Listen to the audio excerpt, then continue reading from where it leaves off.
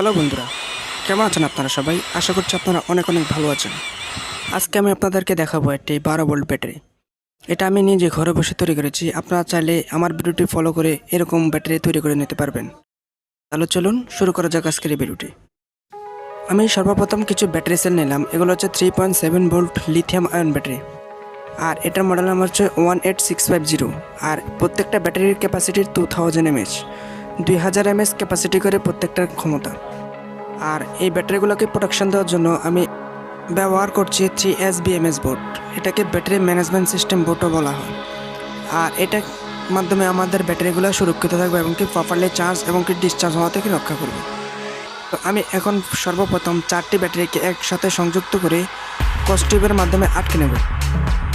দেখতে পাচ্ছেন আমি যেভাবে আটকে নিচ্ছি, আপনারা ঠিক একইভাবে আটকে নেবেন। তাহলে কি হবে, ব্যাটারিগুলো আর খুলে যাবে না। এরকমভাবে আমাদেরকে প্রত্যেকটা 4 পিস করে কস্টিউবের মাধ্যমে আটকে নিতে হবে।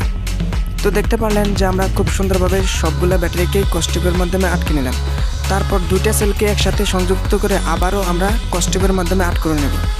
আপনারা দেখতে পারলেন যে দুটিকে আলাদা করে নিলাম। আর এখন আমরা যে কাজটি করব, এটাকে সিরিজ কানেকশন করব।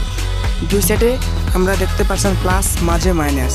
এদিকে যদি দেখেন তাহলে দুই দিকে মাইনাস, একদিকে প্লাস। ঠিক আছে, এভাবে আমরা সিরিজ কানেকশন দিয়ে দেব। আর এখন আমরা যে কাজটি করব সেটা হচ্ছে ব্যাটারির প্রত্যেকটার মাথায় আমরা সোল্ডারিং করে নেব। আপনারা আপনাদের ঘরে যে সোল্ডারিং আয়রন আছে সেগুলো দিয়ে সোল্ডারিং করে নিতে পারবেন, কিংবা যদি সোল্ডারিং আয়রন না থাকে তাহলে আপনারা যে কোনো একটা ইলেকট্রনিক্সের দোকান থেকে সোল্ডারিং করে নেবেন। আর এই ধরনের ব্যাটারিগুলো আপনারা যখন এই যে ল্যাপটপ রিপেয়ারিংয়ের দোকান থেকে নিয়ে নিতে পারবেন। তবে একটা জিনিস খেয়াল রাখবেন, প্রত্যেকটা ব্যাটারি যাতে একই পরিমাপের হয়। একই পরিমাপ বলতে মানে চার্জিং যাতে একই চার্জিংয়ে থাকে। যেটা যদি 4 ভোল্ট থাকে তাহলে 4 ভোল্টে যাতে চার্জিং থাকে সবগুলোকে চেষ্টা করবেন, মানে একই ভোল্টেজে রাখার জন্য। তখন আমি এটাকে সোল্ডারিং মানে করে নেব। এটা হচ্ছে ডিসোল্ডার ওয়্যার বলে এটাকে। আপনারা যদি ডিসোল্ডার ওয়্যার না পান তাহলে তার মাধ্যমেও সংযুক্ত করলে হয়ে যাবে। তো আপনারা দেখতে পাচ্ছেন যে আমি কীভাবে সোল্ডারিং করে নিচ্ছি, ঠিক আপনারা একইভাবে সোল্ডারিং করে নেবেন।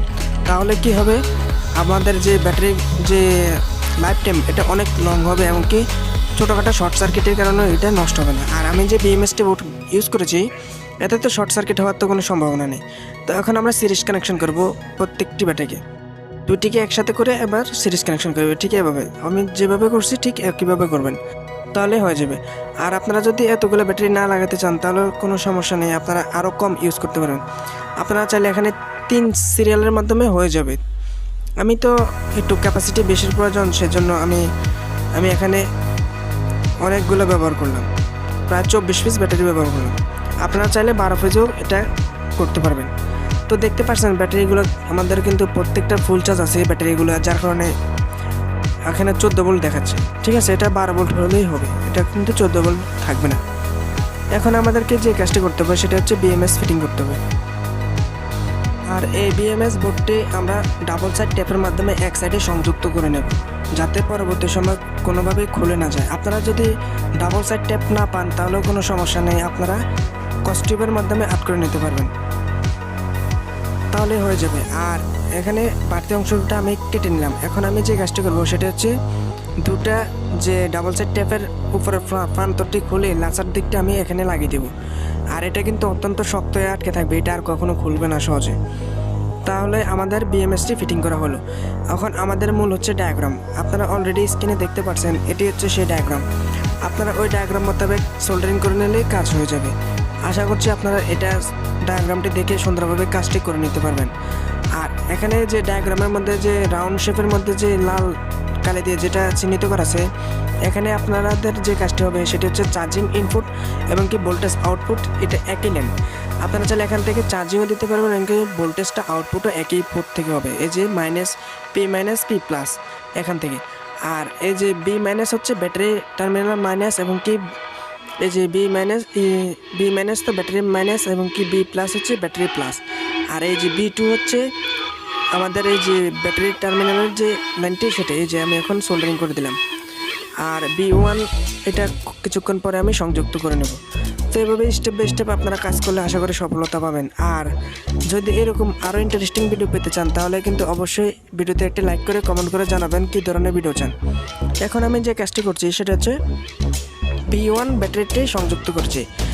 আর আপনারা ওই যে ডায়াগ্রাম দেখেই আপনারা সুন্দরভাবে কানেকশানটি করে নেবেন, তাহলে হয়ে যাবে। আশা করছি আপনারা ঘরে বসে এটা কানেকশানটি করতে পারবেন, কোনো সমস্যা হবে না। আর যদি বুঝতে সমস্যা হয় তাহলে রিপিট করে দেখে নেবেন যে ডায়াগ্রামটি।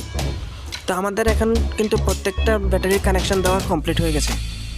আর এই ব্যাটারিগুলোকে আপনারা চার্জ করবেন কীভাবে? এটা নিচে সর্বনিম্ন 3 এম্পিয়ার একটি চার্জার দিয়ে চার্জ করতে হবে, তাহলে কিন্তু হবে না। এর নিচে চার্জার দিয়ে চার্জ দিলে অনেক সময় লেগে যাবে। আর সবথেকে ভালো হয় যদি আপনারা 5 থেকে 6 এম্পিয়ারের চার্জার দিয়ে চার্জ করেন, তাহলে সবথেকে ভালো হবে। আর এটার ব্যাটারি ক্যাপাসিটি কিন্তু অত্যন্ত বেশি, যার কারণে চার্জ হতে একটু সময় বেশি লাগবে। প্রায় 8 থেকে 9 ঘন্টার মতো সময় লাগবে ফুল চার্জ হতে। তো আপনাদেরকে এই জিনিসটা খেয়াল রাখতে হবে।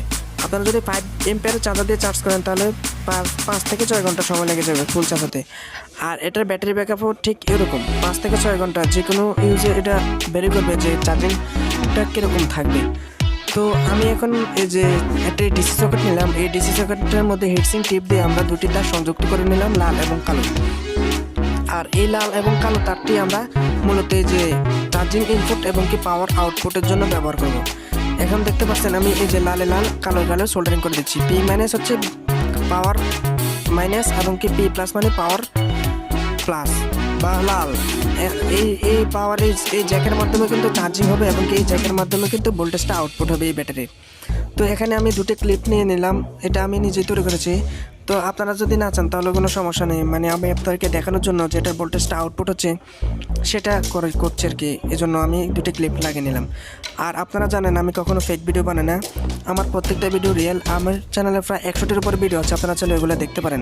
আশা করছি আপনাদের অনেক সায়েন্স প্রজেক্টের কাজ লাগবে এবং কি আপনারা অনেক এনজয় করবেন ওই ভিডিওগুলো। আর এখন আপনারা যে দেখতে পাচ্ছেন 775 মোটরটি অনেক দ্রুত সহকারে ঘুরছে, দেখতে পারলেন অনেক সাউন্ডের সাথে কিন্তু মোটরটি ঘুরছে। এটা কিন্তু আমাদের সেই ব্যাটারির সাহায্যে কিন্তু চলছে।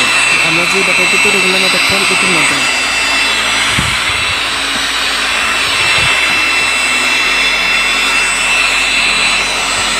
তো দেখতে পারলেন যে এটা খুব সুন্দরভাবে ওয়ার্ক করছে।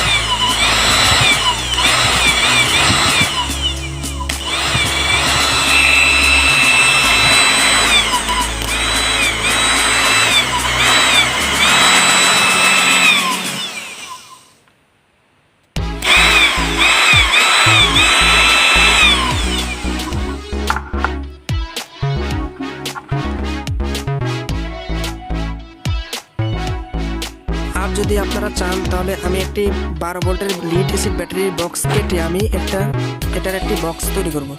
আপনারা যদি কমেন্ট করেন তাহলে আমি এটি করব।